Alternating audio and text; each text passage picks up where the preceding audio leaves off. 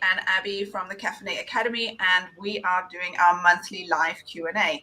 This month, we are talking about our YouTube video workflow, and we're going to be answering all your questions in this video. So if you have any questions, please write them in the chat and we will get to them. Hi, Abby. How are you doing? Hi, Tiffany. Good. How are you? Good, thank you. So I watched your masterclass, quite extensive, and I was mind blown. I couldn't believe how much was involved, and I do YouTube videos myself, and just seeing and hearing your process and all the tips that you wouldn't know to do has been unbelievable. So I'm really grateful that you took the time to record those masterclasses, and I do have a lot of questions, and we have some questions also submitted as well. So let's dive right in. And so going on the video creation, how many videos should I be creating per month? So this is the scenario where I'm not on social media anymore and I'm wanting to focus purely on YouTube, for instance. Yeah. Okay. So I would say that there's not a cookie cutter answer to this. It's not a you must do X number of videos per month. This is very much an introspective process, and also an information-based decision. So it depends on two factors, I would say, is first of all, how much capacity do you have in terms of your time, your resource, your energy, topics that you can talk about, to be able to stick to a creation process and a consistent process. So you need to figure that out for yourself. If somebody who's got kids and many obligations, they're not going to have quite as much time to put into video creation as somebody who lives at home with their parents and doesn't have any responsibilities. So you've got to be able to answer the question of how will you be able to remain consistent, and based on that, that's how many videos you're going to create. And then secondly is down to your audience. So who is your audience? What kind of information are they looking to get from you, or what kind of videos are they looking to get from you, and how often do they need some kind of input from you on the subject matter that you're talking about? So those are the two factors. So there's not a cookie cutter answer. It all comes down to ensuring that your videos you can maintain a certain level of quality, and most importantly is the consistency. So how consistently can you produce? And then once you start on that journey of however many videos you are creating, you want to stick with it so that you are building that trust and that expectation with your audience. So if they only expect 2 videos a month, then ensure that you stick with 2 videos a month. And you can kind of gauge it, and as you figure things out, you can certainly increase it, as long as when you are tapped into that particular schedule, then you stick with it so that you don't lose any trust with your audience. Yeah, so it's pretty much like you say, being consistent, making sure that you're creating, if it's going to be 1 video a month, it's 1 video a month, or if it's 4 videos a month, then you do 4, and finding the balance there. Yeah, absolutely. And there are so many examples on YouTube of hugely successful people. Some people post daily videos, some people post 2 videos a week, some people post a video a week, some people post a video a month. I've even seen super successful YouTubers publish a video every 3 months. So it all comes down to what's your genre, what's your subject matter, and then what's the quality of your production of your video. If it's high quality, then people are more forgiving if it takes longer, if you're putting in a lot of time in the production of it. So it's a movie. Well, it's a living, breathing concept, because it all comes down to the various factors that impact what kind of videos you're creating. Amazing, thank you. Then we've got this particular question is, it is all too much. Can I outsource? I mean, for somebody who doesn't really create videos, can one outsource maybe not the video creation, because if you are the brand, that's you. But what about the whole research, the editing, and the work afterwards, the optimizing that you have spoken to us about in your masterclass? Yeah, there is actually a surprising amount of video production that you can outsource. What I would say with regards to the part of video creation that you should not outsource is that aspect that brings your unique essence into the content. So your voice needs to come through. Not necessarily, doesn't necessarily have to be your actual voice, but just in terms of the essence and the energy and the source of the content must come from you. So it's your inspiration, it's your idea, it's your message. And then there are various aspects that you can outsource. So you can get a copywriter to help you write the script. You can get somebody to do the keyword research and do all of the information gathering, the pre-recording aspect of creating your videos. You can obviously hire a professional to do your video recording if it's going to be a face talking head shot. You can get somebody to do the editing. There's so many B-roll stock video elements out there that you can make use of. You can give somebody all of the video files and get them to put it all together and add music and titles and things like that. You can get somebody to upload it to YouTube and make sure that all of the bits and pieces in terms of the upload process is done properly. So there's so much that you can outsource, but the heart of the content needs to come from you. So you definitely need to be at the very idea phase and the very core stage. You can't outsource that. You can't outsource your energy. But there are tiers of what you can outsource. Every step of the process. Yeah, and also it really depends on your budget as well. If you can outsource all or parts of it. Yes, absolutely. We've got Carol Ann with us. Hi, thank you for joining us. You've got a question. How do you know how many videos to put out? I think Abby just touched on that, but I think maybe what about if we approach this subject, this question also in the point, if you've got a new YouTube channel, should you really record and get that bulk out the way, or if you can touch on that. So in terms of when you are creating your videos, I would advise that you batch your content creation. So, depending, whatever your schedule is that you're going to be publishing is kind of irrelevant, because as I mentioned previously, it's about what's the consistency that you can commit to. So everybody's going to be different in that regard. But when it comes to the actual creation of it, it is best if you can batch that process so that you're in that frame of mind when it comes to if you're doing, and I'm going to just assume you're doing the whole process, that you're not outsourcing any of this. So when you're doing the research for your videos, research for 4 different videos, because you're in that research frame of mind. Do all of that research in one batch. And then when it comes to scripting, script all of your videos in one batch. And then when it comes to filming, film all of your videos in one batch. And then edit all your videos in one batch, so that you're not jumping from piece to piece of the process. And every time you have to set up your camera, maybe put on hair and makeup, do all the things that adds extra time and will just diminish how much time you have available. So if you're just starting out, then I would say, depending on what your schedule is going to be, if you are looking at doing 1 a week, so that would average out to 4 a month. So then aim for that and before you even launch your channel or you tell anybody, get your 4 videos created, published, or at least scheduled into the system, so that you've got a 4-week lead time on your next 4. So you've got a whole month then to batch process and batch create your next 4. So it's not this hamster wheel. Yeah, that's exactly what I have started to do. Before I was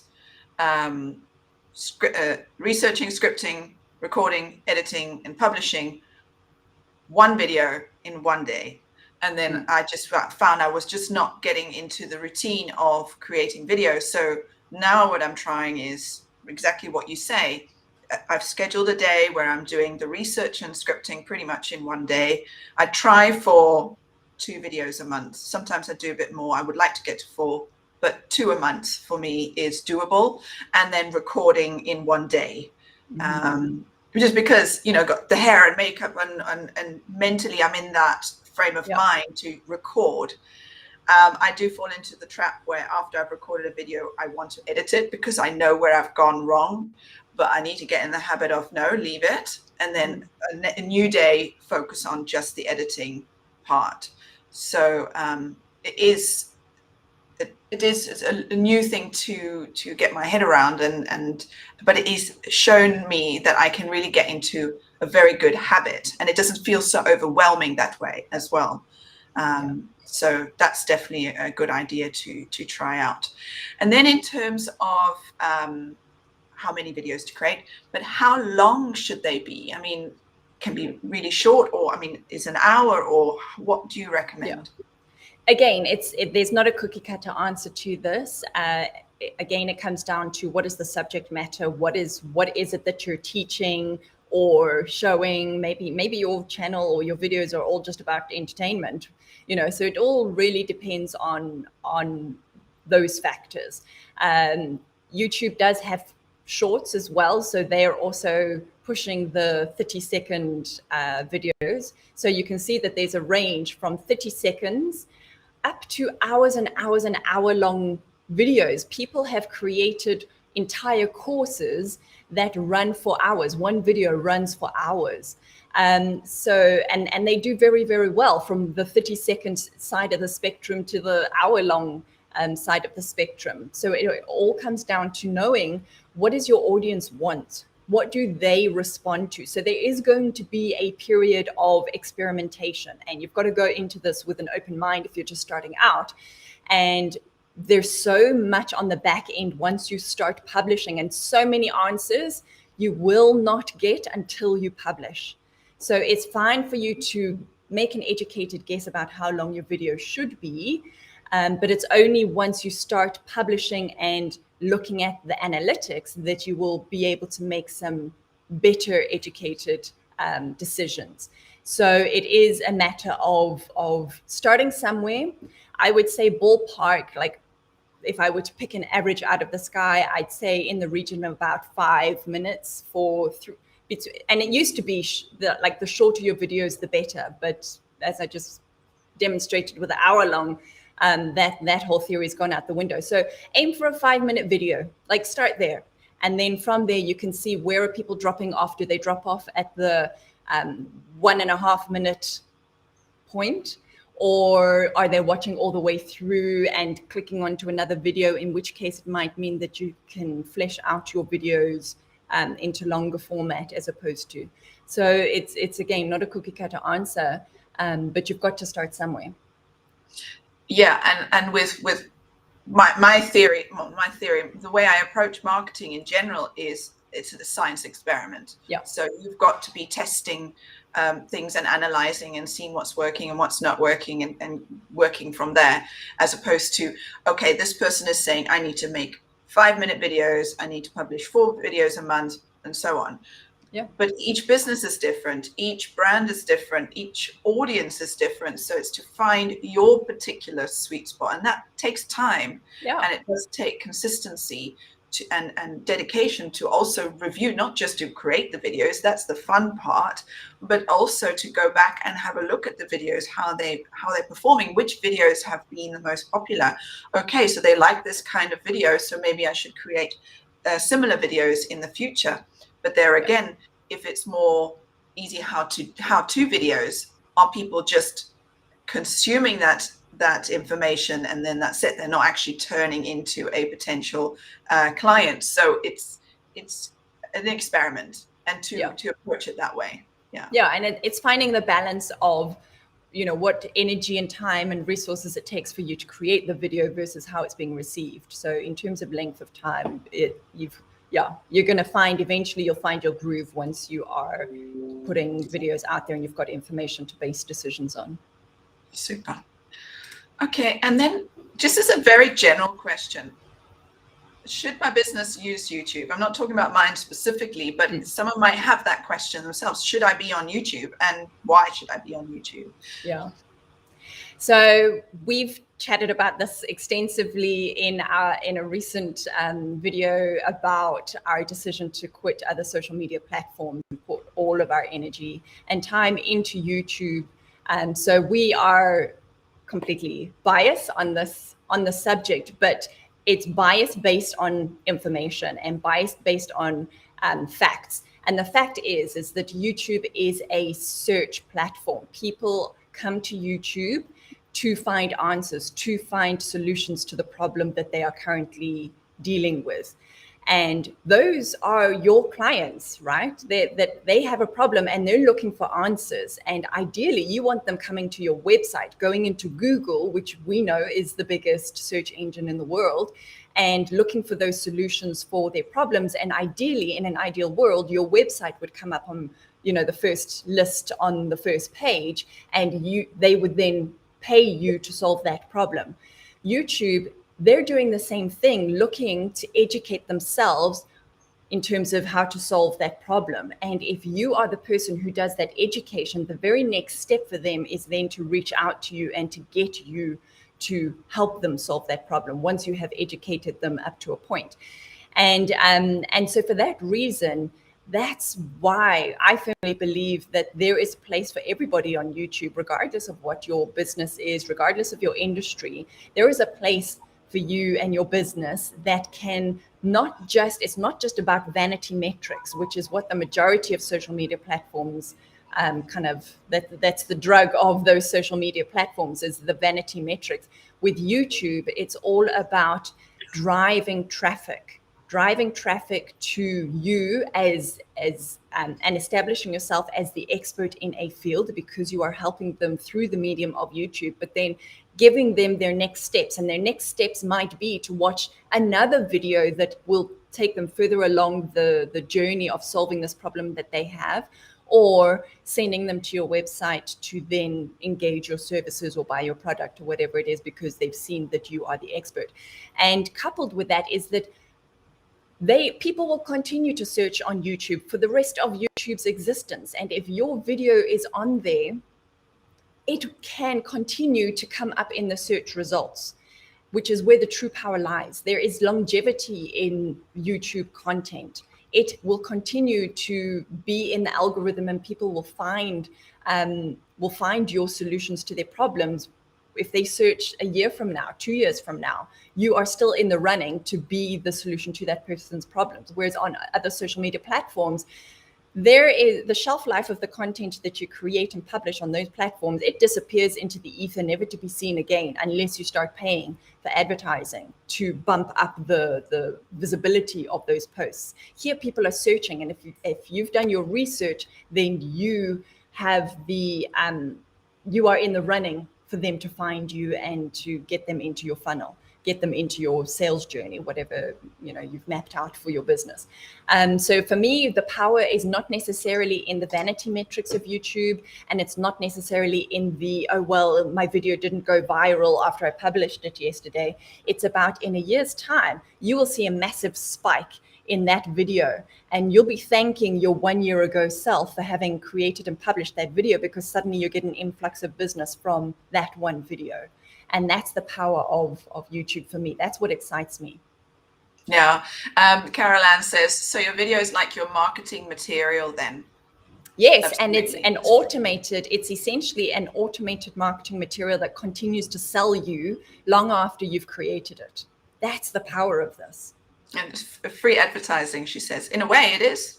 In a way it is, yes, because it exists and it lives much longer than it does on social media. And then they want you to pay to be seen.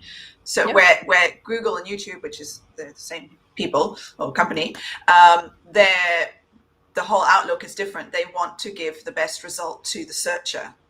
Yeah, absolutely. And they do not. Yeah, they encourage content creators. They do everything they can to help those who are willing to put in the time, effort, and energy to create and publish content on their platform, they are encouraging you to do that, where the other platforms are like, well, if you want to be here and if you want us to show you off, you'll have to pay us.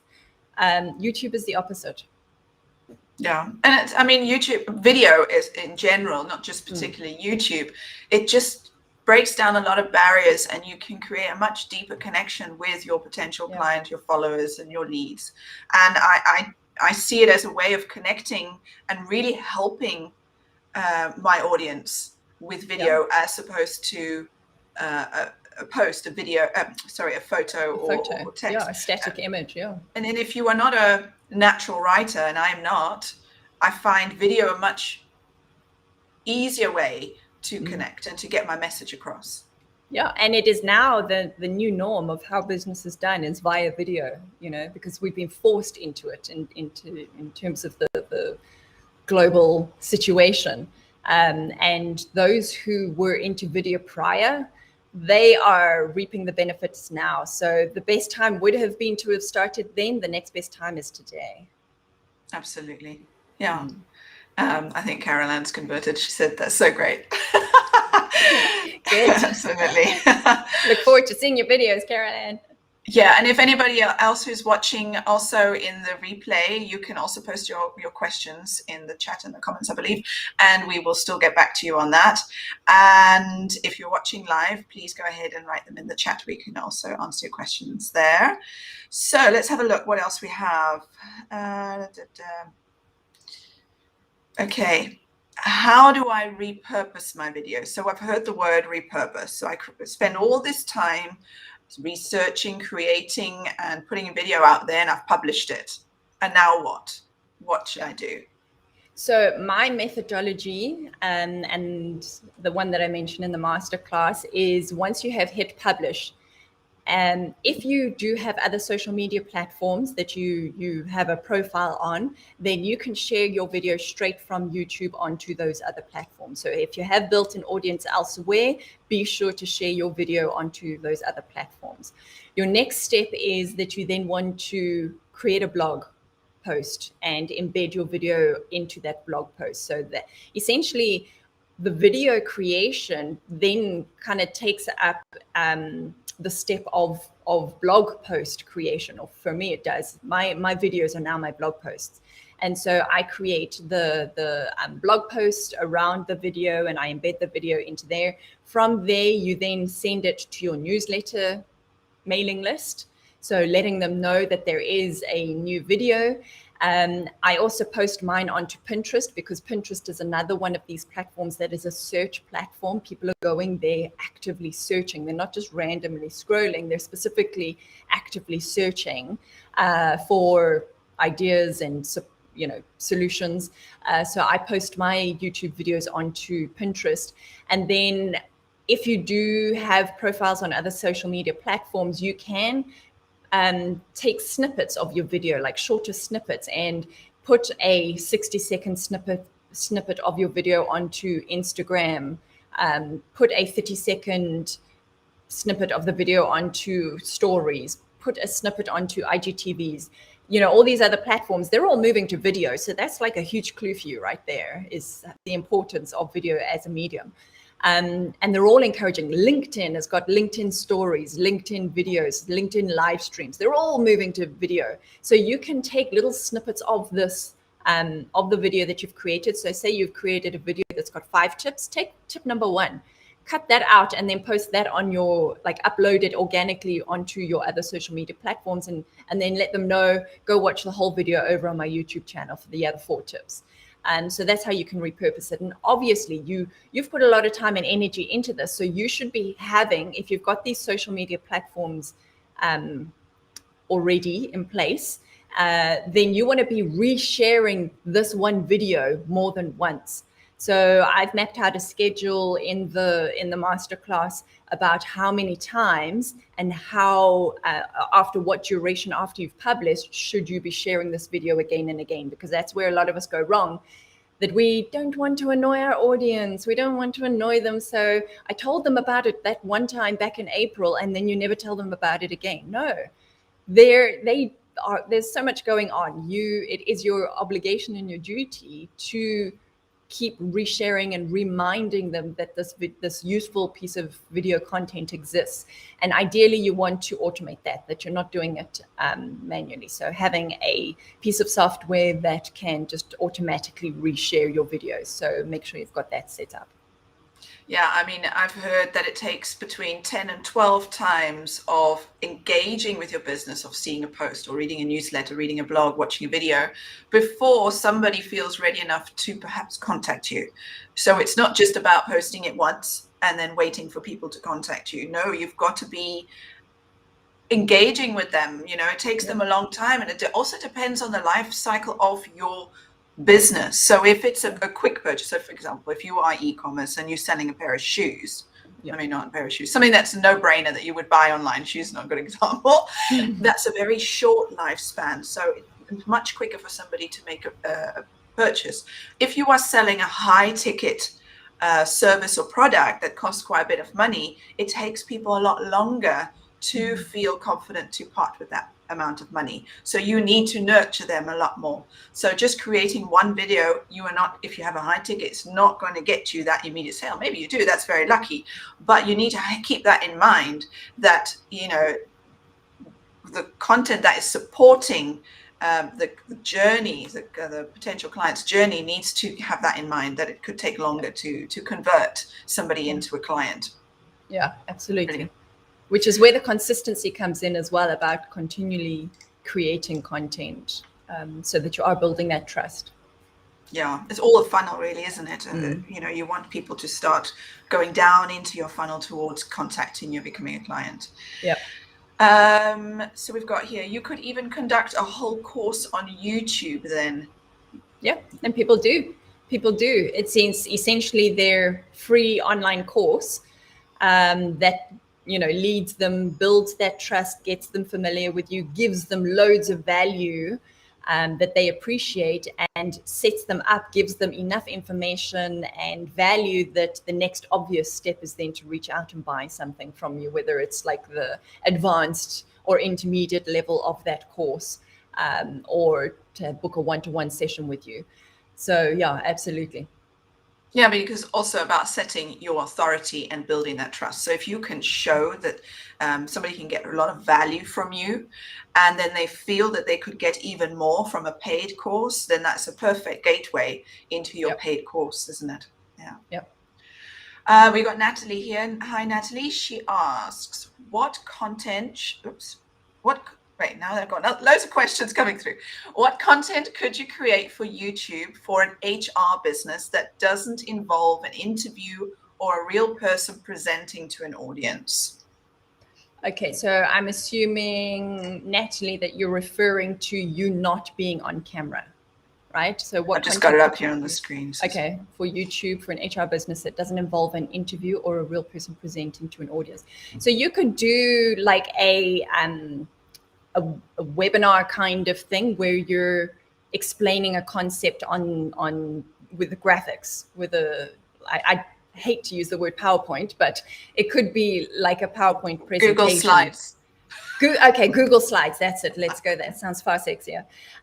So yeah, you could be explaining a concept where you have Google Slides. You could animate, you could use animation, you could use stock video. There are so many stock videos, and you could bring, even if it's got your voice, your narration, you reading a script in the background. So there is some kind of human connection, and then have stock imagery, stock video as the visual aspect of it.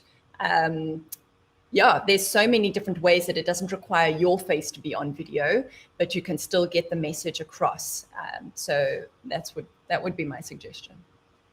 Yeah, and also in terms of building your YouTube channel, what I'm doing as well for I haven't done it yet, I'm going to be doing it, is instead of having a written case study of a particular client's successful story, I am doing a video of it, of this is what we've created, this is where she was, this is what we've created, and this is where she is now. And then if you do have a video testimonial of that client, you could include that, so that you have not only how-to videos or top tip videos, you've also got more salesy ones.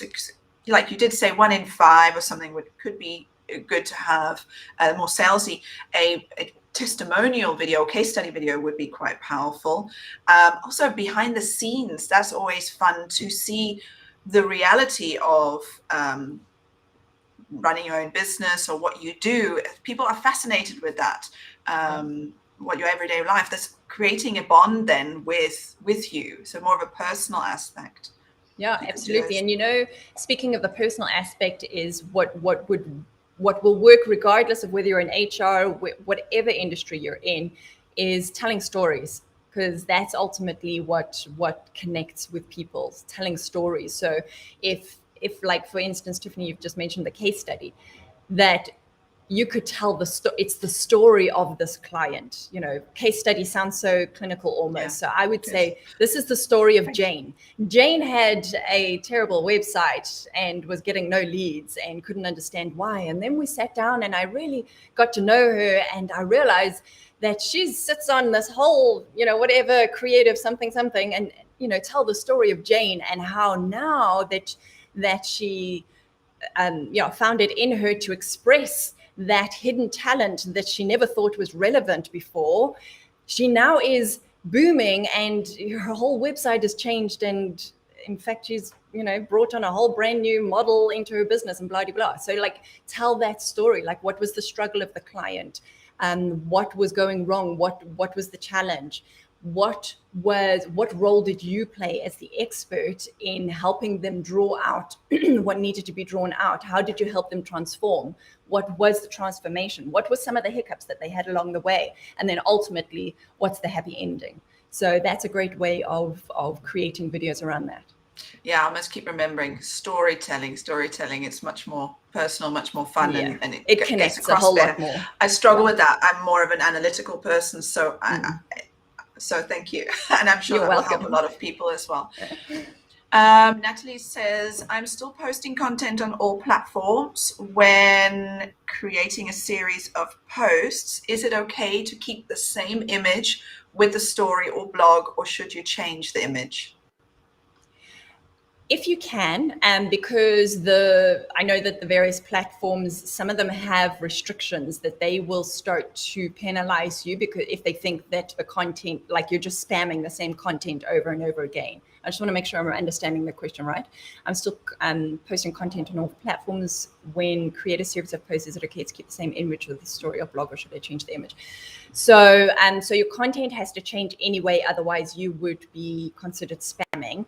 And also, to draw people's attention, it is best to have different images for the same post. And so again, coming down to having some kind of scheduler, some kind of software program that can reshare posts and cycle through different images. So I know, for instance, SmarterQ does that you can upload 4 or however many images you want for one particular post, have different variations in terms of the copy, and then it will automatically pick a different video, a different image for different posts, variations as it sends out.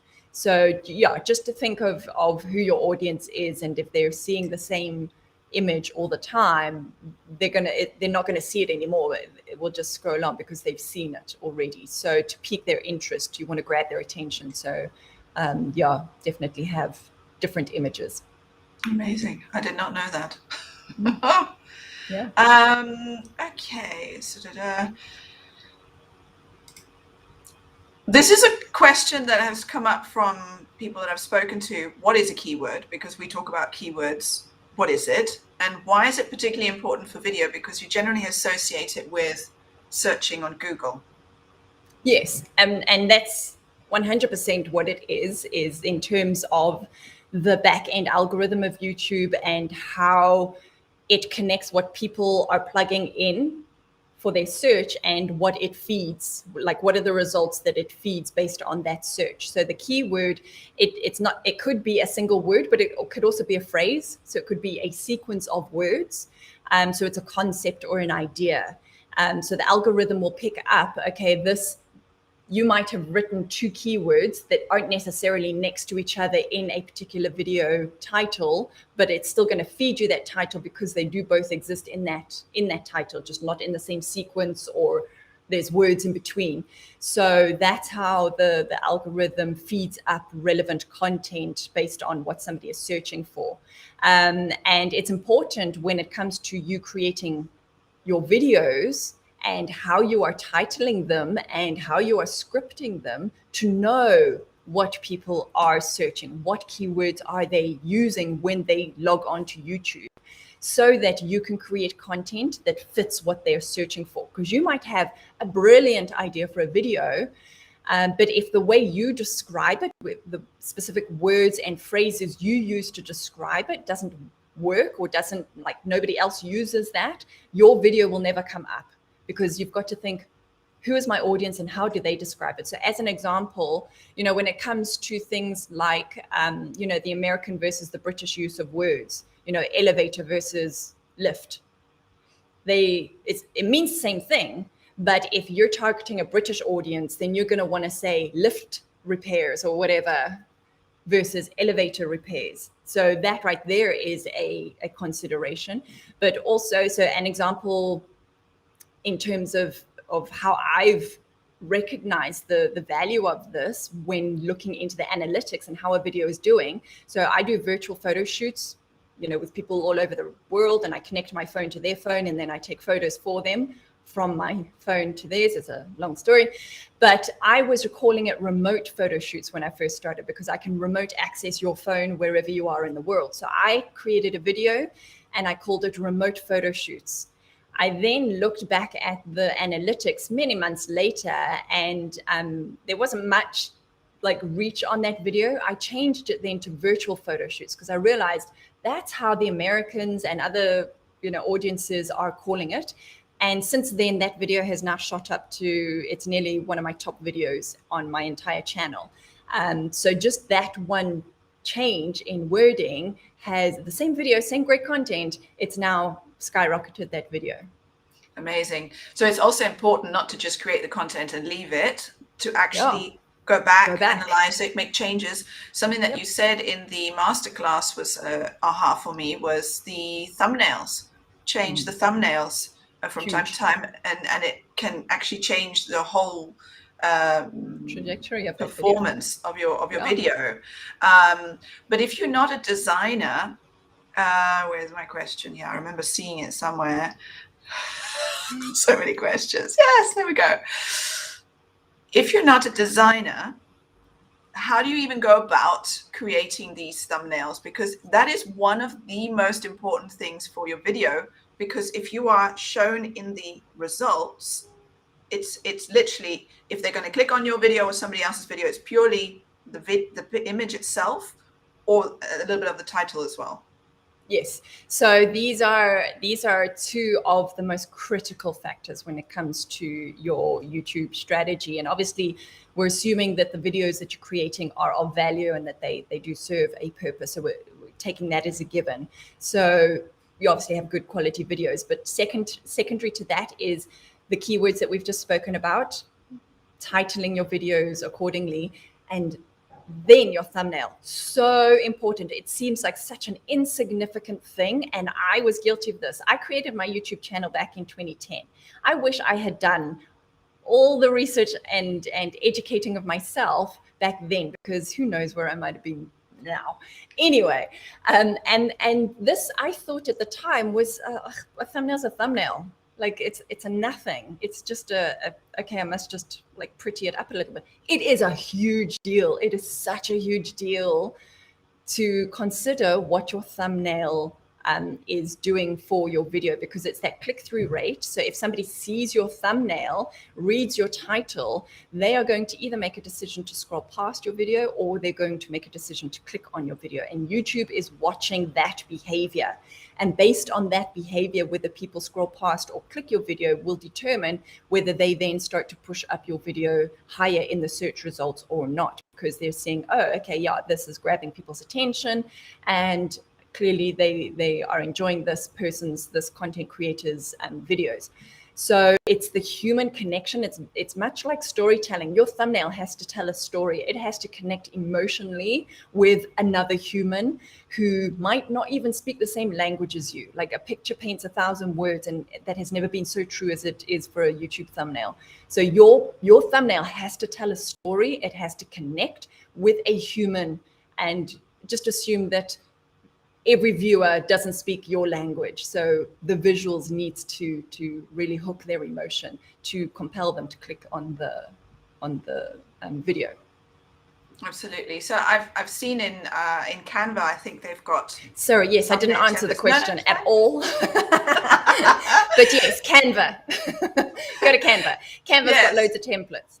Yeah, and you generally see the more minimalist thumbnails that kind of just get to the point, short, bold title, and quite dominant colors kind of stand out a lot more. And I did notice, I think in the masterclass you mentioned too, it was vidIQ and I can't remember, TubeBuddy. These are the two softwares that you can use to help with your research and optimizing your videos.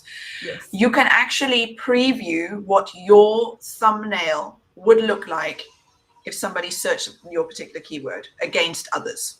And then you can see, will this actually stand out or will it be lost? So that's really important to look at. Yeah.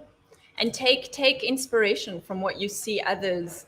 You know, that's part of the whole research phase, is when you are doing your keyword research and you see what other results come up on YouTube, how are they designing their YouTube thumbnails? And take inspiration from that. Cool. This is a question that has bugged me for a while and I still don't have a clear answer. Do I need to add captions? So if somebody is watching a video without sound, I love it when I can just read it, because generally I'm in a place where I don't want the sound to be on. So I like reading it. Do I need to, when I'm producing the video, do I need to upload a separate file for captions, or does YouTube generate them automatically? YouTube will generate them automatically, but it won't do a stellar job of it. And especially if you have an accent, you've got pretty good English, like British accent, if I could say that word, or get that sentence out. But somebody with a different kind of accent, that the automatic captions are likely not going to be correct. So you want to make sure that you do upload your own captions, and all of that as well. It's all part of your keyword strategy, because if you're making sure that the right words are showing up in your caption, that all leads YouTube's algorithm to understand what your video is about. And the more times you say the word virtual photo shoot, these are the virtual photos, that all counts towards your SEO, your search engine optimization. That all counts to getting you your video seen. So YouTube actually looks not just at the title and description, but also the content of your video. It analyzes what words you have shared in the video. Yeah. Amazing. So clever.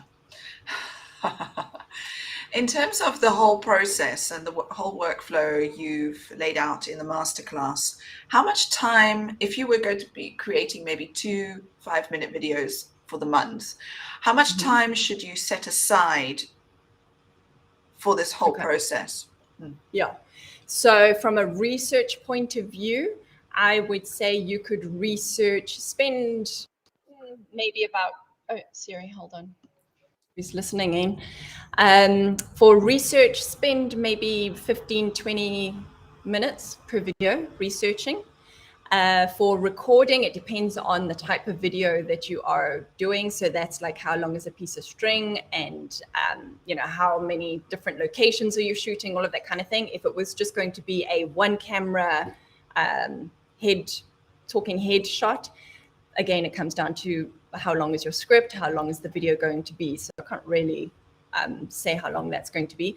Editing, again, comes down to the complexity of your edit. If you're just going to have a very basic edit where maybe you put like a title at the beginning, an outro at the end, maybe you have titles of your questions that pop up, or whatever you're talking about, and maybe you want to edit out your ums and your ahs and your fluffs. Say, for instance, if I were doing that editing, if I was just doing one camera and it's just one take and there's no different locations, and then it's a 5-minute video script, then probably I would maybe take about an hour or 2 to edit that. And that's with titles and taking things out. My edits, I'll give you an example, and knowing that I am a videographer. So I'm just going to say this is what I do for clients, and this is what I do for my own channel. So this is not just for somebody who is not a videographer. I posted a video yesterday. I did leave it to the last minute. So I researched it, scripted it, and recorded it on Wednesday. So that took the whole day. And then I edited it all day yesterday. And by all day, I mean half a day, probably about 4 or 5 hours, and then got it published yesterday. And that's a 10-minute long video with quite a bit of animation and quite a bit of production value going into it. And that's just my brand, right? Because I need to demonstrate that I can do what I'm talking about, and because I enjoy it. So that's an extent. That's just for one video. So that's 2 days for one video. I wouldn't expect somebody who's not a videographer to do that. So you could bang out easily, record 4 videos in a day, having spent half a day researching, maybe a couple of hours scripting, and then edit a half a day editing them. So that would be 4 videos over 2 days as opposed to my one. Yeah, and of course, the more you do it, the faster you get. I mean, I had to learn editing by doing. I'd never learned how to do it, and the amount of editing software that I tried, it's crazy in the amount of hours. However, now it's a lot quicker. So there is quite a bit of a learning curve, especially when editing. The post-production is quite a bit of and works. Even for me, I'm always looking for what are the keyword. I mean what's the word? Can't think of the word, the shortcuts, like how can I make this is a repetitive thing that I keep doing over and over and over with my edit. So how can I shortcut that? How can I automate it as much as possible? So I'm continually learning as well. And then that's how you upskill. Absolutely. And you've got to decide whether are you invested in learning this or not. If you're not interested, it will be the first thing that you want to outsource is your editing. Yeah. And I just want to, if you are getting into this and you're learning it and you don't want to go through all the editing softwares that I went through, I've chosen, and I'm on a Windows computer, I've chosen Camtasia. There is a cost, but it's so worth it, and it just makes my life so much easier, and it's much quicker to edit things. So I don't know what is one for Mac that you so for Mac I use Final Cut Pro, which is the paid one, but all Macs come standard with iMovie for free, and it is a pared down version of Final Cut Pro, but absolutely it's a great piece of editing software. Yeah, brilliant. No, that will help somebody out there from wasting not wasting, but spending a lot of time doing that, shortcutting the learning curve. And where you'll find your answers? YouTube. You need a tutorial on how to learn any of these software programs, YouTube it will be there. It is incredible. Exactly. I think we have one more question lined up. If anybody else has any more questions, please write them in the chat, and then we'll be wrapping up. I believe we're already at nearly an hour. Amazing. How many tags should you use in a video? So what is a tag, first of all, and how many should you use? So YouTube allows 500 characters total for tags. Tags are kind of like hashtags, actually there's 2 variations on YouTube. You've got hashtags and you've got tags. So hashtags is like the hashtags that you see in Instagram and Facebook and everywhere else. Generally the rule is put 3 hashtags in your description box, and then tags, there's a whole other section of your upload screen, the back end of the upload screen, and that they limit it to 500 characters. In theory, and there's different schools of thoughts here. that you should use all 500 characters, and you want those tags to be reflective of your title and your subject matter. And here's a pro tip. When you do your research and you're seeing what other people have titled their videos, use those descriptions as your tags. So that's a little pro tip. Or those titles as your tags. Then, yeah, so use up those you've got 500 characters, use up those 500 characters. Depending on, because it's not just going to be one singular word. It can be a phrase. It can be a key phrase. So it could be how to do a virtual photo shoot. That's one tag. So use up the 500 characters. But then there are schools of thought of, some experts are saying those tags are useless because the AI behind YouTube has evolved so much. Back in the day, those tags used to be everything. And apparently these days, those tags don't hold as much weight as they used to. Which is what they're saying as well in general in SEO, keyword. People used to use keywords and stuff, but there is still some weight, and that's do it anyway. You've got nothing to lose. Yeah, like it is not going to harm you at all, and it doesn't take that long to do. So you just make it part of your upload procedure. You've got nothing to lose. I do like using them because, especially when you're using vidIQ and TubeBuddy, you can see where you're ranking on those keywords, on those tags. So that for me kind of just helps me mentally with, okay, cool, I'm hitting some kind of mark because it tells me that I am ranking somewhere. So whether it makes an impact or not, I don't know. What I do want to mention is rather use a phrase that somebody you feel that somebody would actually be typing in as opposed to one word. Yes, because if you use, I don't know, coaching, then what kind of coaching, is too broad, so you will not rank for that. So you need to think about what your audience would be typing in and use those as your tags. Based on research as well. It's the phrase, it's the sentence, it's the how to make a sweet corn fritter. Like people are typing that in. So use that whole phrase. Absolutely. Brilliant. Well, thank you so much, Abby. I am excited to implement the masterclass teachings. I've already planned my planning session so that I could research. Awesome. Oh, sorry. We got Carol Ann. She just quickly mentions... So have tags taken over from keywords? Are they the same thing? Good question. Yeah.